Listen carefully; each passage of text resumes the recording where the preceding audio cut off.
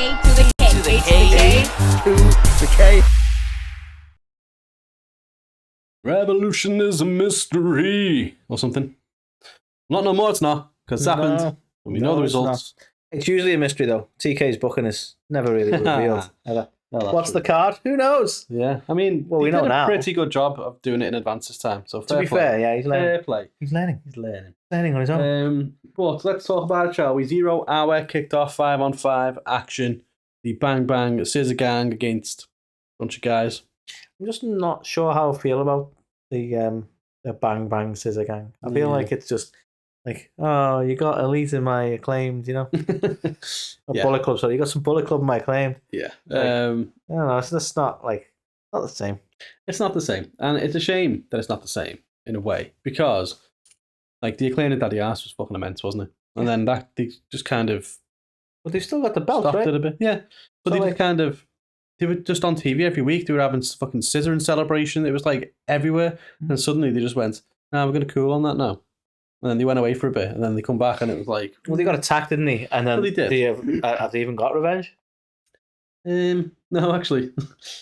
They just kind of went And this is why the Devil storyline doesn't work. Yeah. Well, I don't know. It's interesting. It's cool seeing Billy with his boys. Jay White kind of feels a bit out of place, to be honest. But he's doing okay with it. It's too many moving parts. I'm expecting some sort of betrayal. I don't know what's going to happen. Well, I'm what just do you think? What do you think the plan is? So Max Caster messed up his rap again. Now, are we leaning into this now? yeah. So it's He's like, blubbing. what's the plan there then? Because if he did it once by accident, then fair dues. But the fact that he's done it again, Blubbing. yeah. So they're obviously trying to lead it somewhere like it's too much pressure, or like I don't know what they're doing with it. But Max needs to get his groove back. It's going to be a whole journey. yeah. Well, I mean, like, surely the end goal here is to split up the Bang Bang Scissor Gang and have trios versus trios. You'd Like Ring of expect Honor so. trios versus AEW trios. You'd To expect merge so, the belts. right? I Let's not merge. don't know. No. We'll create a new set of belts because we like doing that. All the belts. And we'll call them the Ring of Honor We'll AEW create a trios. third set of belts, and then one team can win all 3 sets of belts because that's how we roll. Yeah. No, kidding Eddie aside. Kingston, how you doing? Kidding aside, Bang Bang Scissor Gang get the win. And, I mean, rightly so, given that the other team were like well, it was like just the other Jarrett and guys. the big guy and, some other people. Jarrett and the big guys. That's some sort of sitcom. Probably. So yeah, that was the first match. We also had Willow and Stat teaming up to go against Sky Blue and Julia Hart. I don't want to be this guy. Right. Overall, great match. But I feel like they relegated the TBS title a little bit by being on 0 hour. So, interesting this. I read somewhere that Julia's got a bit of an injury, Okay, so they're playing it careful. which could be why. Okay. I can live with that then. I just felt a bit like, Yeah. I don't know, when I was thinking the Jade same. had it didn't get the 0 hour treatments. But No. I get that if they're playing careful. Yeah. It makes Well, sense why it's a multi-man Well, it wasn't match, even isn't it? defended or anything, you know what I mean? Multi-woman match. Wasn't even defended, was it? It was like a tag match and stuff, so I hope. Like, Julia looked good, doing an awesome moonsault, flying around the ring that she does, so that all looked good. Sky Flying. Blue, yeah, she can fly now. Spooky bitch. And Sky Blue continues to impress every single week. But it was Willow and Stat who got the win on this one. So Sky Blue took the loss. So maybe, I don't know, will we get to see a bit of a falling out between Sky Blue and Julia at some point? Who knows? I mean, they've only just kind of got together, so... Yeah, but you never know in wrestling, do you? Friends never one know. week, enemies the next. I mean, that's just like in real life. Occasionally, I'll just hit you with a chair and crack on, Yeah, It is what it is. like, what's with that? Stop doing that, man. That's what it is, I'll be back. So the first match kicking off the main card was Daniel Garcia, Christian Cage. Is that? It's one of them. I think we all wanted Edge and Cage. We did. Or Copeland and Cage. And I think the right decision was made here. Well, exactly. If Edge couldn't be there, then If Garcia had won, I think we'd want him to be like, yeah. the fuck? It was just very predictable. I thought, like, obviously Nick Wayne's going to get Unfortunately. involved and going to cost him and things, but I don't get Daniel Garcia. I know his little like fucking. I know, everybody loves to do the Is dance. over. I get it. He related to the Bellas? Oh, okay. Yeah, I mean that would be a revelation. I don't think so. Just Garcia, innit? Yeah, interesting. But yeah, so Nick Wayne got involved. Christian ended up sneaking the win, and yeah, Sneaky Christian. just one of them, really. He's one of them sneaky Christians. Yeah. So yeah, it did what it needed to do. Like, unfortunately, we couldn't get the match we wanted through reasons. Mm. Can't, was he injured? Reasons. reasons. Yeah. So you got to play it safe. I get that, but it did unfortunately make this match incredibly predictable. It did. We then moved on to Anthony Eddie Kingston. What am I looking at? It's an upside down Eddie Kingston and a upside down Bryan Danielson. Are they? Yeah, a little bit. So look, I know where you're coming from, and I agree. I don't want to say it because I know people will like just switch off the video now and they'll hate us. But bottom line is, it was a good match, but I think we can both agree that we don't get it. Eddie Kingston's awful. We don't get it. Like he's awful. But I can't deny that they had a good match together. But I'm with you. I don't get the Eddie Kingston hype. I'll be honest. Like he can cut a promo. I don't even know if that's the case. But like, it's he's the fakest looking shit I've ever seen in my life with his little like chops and like the little knees he was doing in the face. It wasn't even. It was just shit. He's shit. But it was a good match. Yeah, there are bits you can look at and go, that's cringe. But it was a good match. Yeah, but like Danielson is just the GOAT, isn't he? So he can get a fucking epic match out of. No, got the Billy Goat now. Ah, that's true. He was a GOAT for a bit though with the beard and that, wasn't he? But Danielson's just epic. He can get an awesome match out of anybody. But I don't know. And it was a good match. It pisses me off because Kingston beat him. And then he did this big like song and dance at the end of like earning Danielson's respect and shaking his hand and all that. And I'm like, but he's fucking shit. Yeah, what respect did he earn? So yeah, I'm sorry. I would love to love you, Eddie, but I just don't. Maybe one day the penny will drop and we'll understand why. But right now that isn't the case. I mean, Ed, I used to think he was all right. To be fair, his promo. I never thought he was great in the ring. His promos and all that was good, but now he's just. I've never disliked him. He's like being decorated as this like fucking immense, incredible wrestler. I'm like, just not. That's anyway. I've never really had anything against him. I'm just kind of like. Yeah. But I don't know. I just don't get it. But the match itself was good. It was fine. But Kingston retained. So that happened. Speaking of things that questionable, I'm kind of hopeful. Would this be going somewhere? In what sense? So originally this was meant to be big meaty men slap and meet the match. Yeah, I think. And then Tony Khan was like, "Well, actually, I looked at the roster and everyone's injured. So what we'll do is a scramble match and the winner gets a world title shot." Didn't he get a bit of response on that as well? Didn't Miro come back at him like? It's like, you knew I was injured. Yeah. Yeah. Well, why are you surprised at this? To be fair, I think his quote was taken out of context. Yeah, I don't think he was like, I had Miro down for this match and then I found out he was injured. Yeah. I think it was like, that's what he wanted to do. Yeah. But no, I think, is this just a matter of circumstance or is this a sign that we're going to do something with Wardlow? It's feeding into this this story of Wardlow wanting to win the belt and hand it over to Adam Cole. I mean, that's still infuriating. I wish that is not going to be the case because that's still infuriating as fuck. Yeah. It's like, why didn't you just stick with MJF then? Yeah. So we're now going to get Samoa Joe versus Wardlow, which will be cool. But we've seen it not that long ago for the TNT title. So now it makes the world title picture feel like the TNT title picture. Well, I know it's an exact rehash of that. Tony would have you believe that they're just as important, but they're not. No, he can say that all he wants. It's the mid-card title. Yeah. So and Strickland, like it's all about Strickland, and we'll get to that. Yeah. But it's all about Strickland, so fuck this shit. Well, exactly. But putting a bit of respect on Wardlow, you got to give him that. Well, yeah. But we'll see what happens. I just hope, like this Devil storyline just isn't it. Do you know what I mean? It's not. It's not. And I think Wardlow is a massive casualty of that, unfortunately.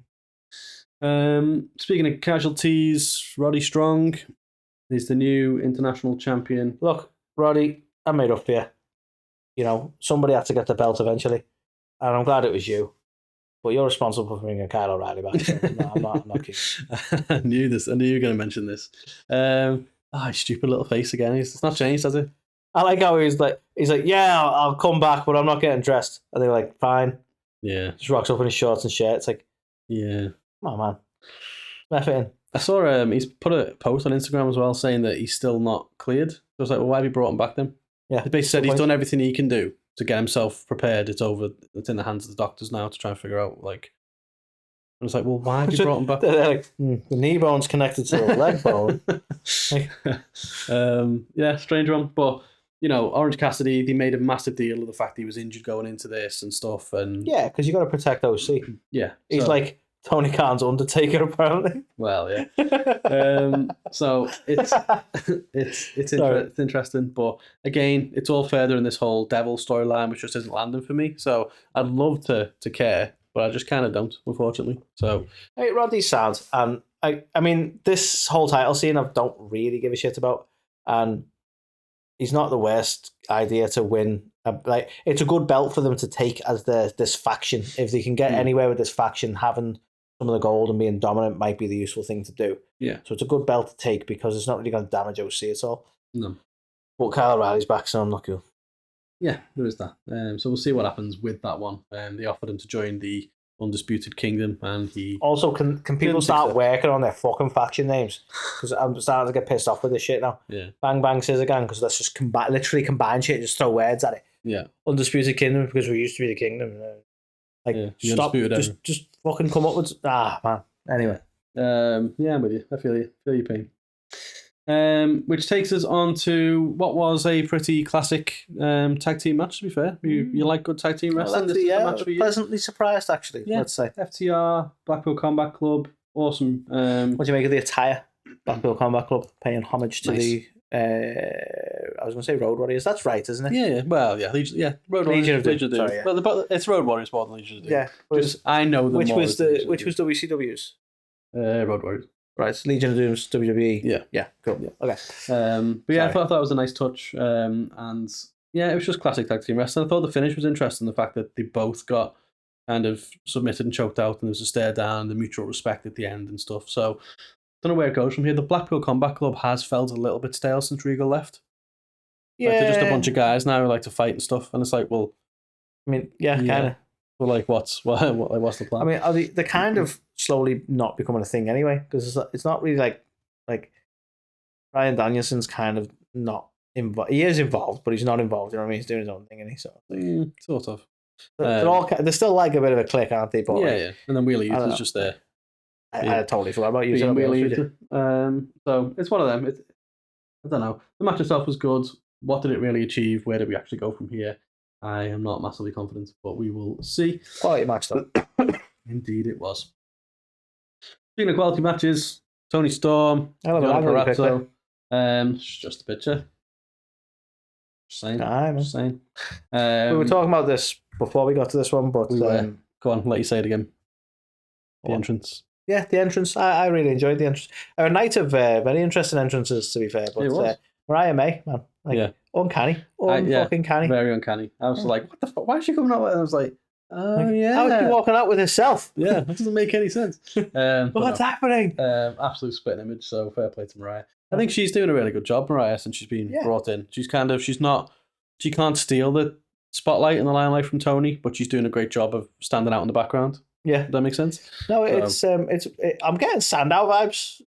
The way she's able to contribute without stealing the limelight. Yeah, no, definitely. Sandow eventually steal the limelight? He tried to, didn't he? Yeah. Maybe that's where we're headed. Is all I'm saying. Yeah. But no, you know what? I think my prediction might have been Deonna, but yes. It would have been a fine choice. Wouldn't have mattered. But they clearly have more to do with Tony, and I think. I think it was probably the right call. Yeah, and it wasn't a clean win and stuff like that. So you've got all that, and then obviously, Mercedes Moné set to make her debut soon, allegedly. So you'd have to think that that's where we're going next: Tony Storm versus Mercedes Moné. You'd think so, wouldn't you? She's just going to be like the gatekeeper. Anyone who becomes all elite has to fight Tony Storm, basically. But I can see them putting the belt on Mercedes, to be honest, straight away. Do you think they'll treat that big a deal? I think she's got. Do you know she's got so much hate now? I know. Ever since it's like, she's not coming back to the WWE. Well, she's fucking shit anyway, and you're like, wow, you guys used to like her. What happened? Make you mad. So yeah, we will see. Which takes us to match of the night. Of course, it is not just because I love Big Willie, but we've got to cut that clip. It was epic, like they all are. But two phenomenal wrestlers who are experts at their craft. Someone put a clip up of particular spot in this match, and I just loved it because they put like a caption on it that basically read like, "When wrestling's done right, it's fucking amazing." Yeah, and it just showed like just a segment from their match. Yeah, and you know what? Yeah, to be fair, they are masters of their craft. They are. It is insane. I think Ospreay said as well on the post-match scrum that they've never wrestled each other before.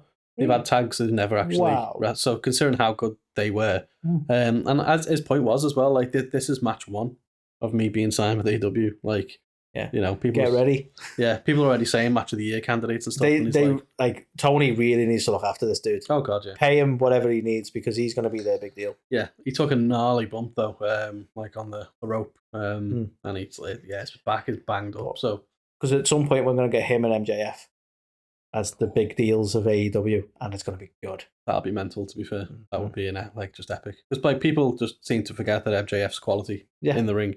MJF has to constantly prove it. That he is actually fucking good in the ring. And it'll be fantastic because MJF's got Ospreay beat on the mic, but Ospreay's got MJF beat in the ring. Yeah. And he'll want to try and prove that he can hang. Yeah. So that'll be... It'll be a fucking good feud, that. Yeah. I mean, I'm a firm believer that Strickland should have the world title, so I don't know how we get to that feud, but unless they both have to become #1 contender, because if you go to an Ospreay-Strickland match, it's going to be fucking good too. Oh, yeah. Ospreay versus anyone, I think, is probably going to be decent. 1,000,000%.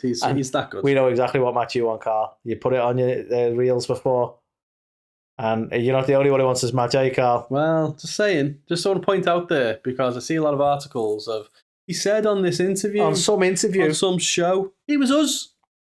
It's on our show. We broke that. Billy Gunn revealed he wants to have his retirement match against Will Ospreay. That was here. It was right here. Gunn versus Goat. Yeah. Billy Gunn. Billy Goat. Getting it on. So. Did you just wrestle him?